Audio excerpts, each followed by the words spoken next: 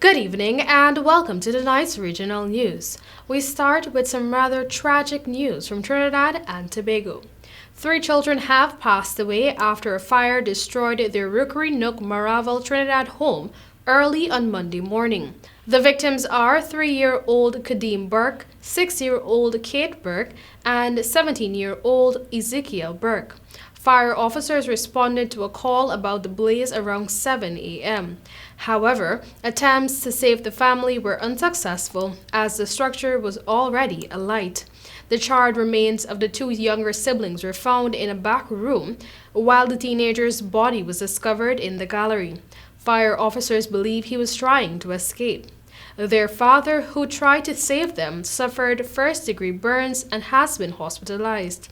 It is not clear if he was at home when the fire started or if he ran into the house upon seeing the inferno.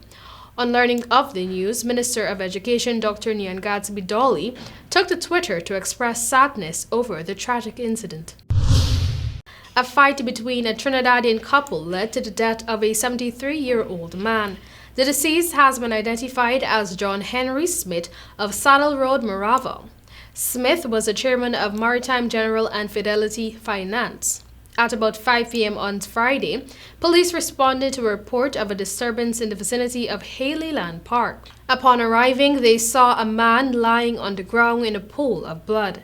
A woman was next to him, crying and holding his hand. She claimed that she killed Smith by a quote, stamping his head and mashing his head into the ground, end of quote. She was immediately detained.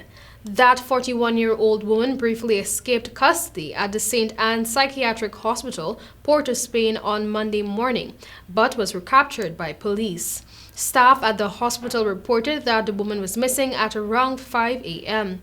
Police found her near the Botanical Gardens shortly after. Investigators suspect that the woman may have been waiting for a relative to pick her up.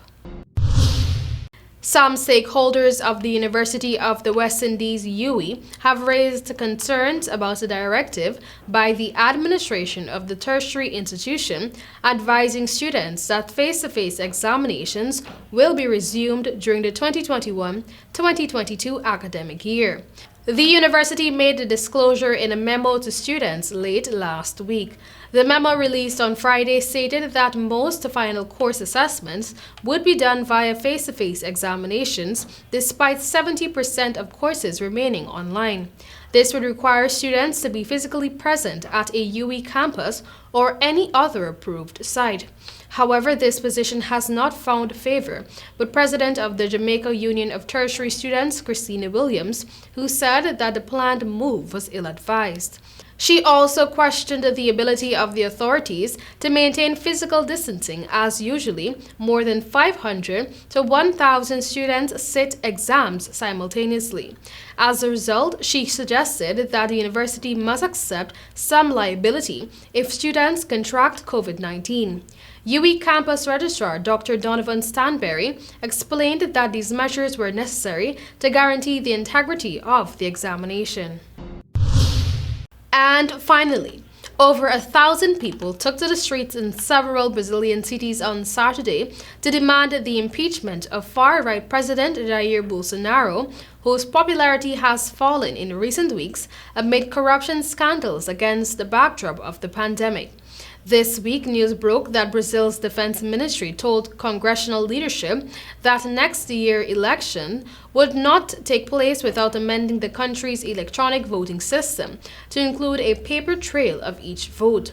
Bolsonaro has suggested several times without evidence that the current system is prone to fraud, allegations that Brazil's government has denied.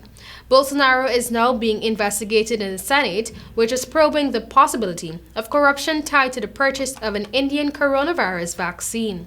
That was all for tonight's regional news. Thank you for joining.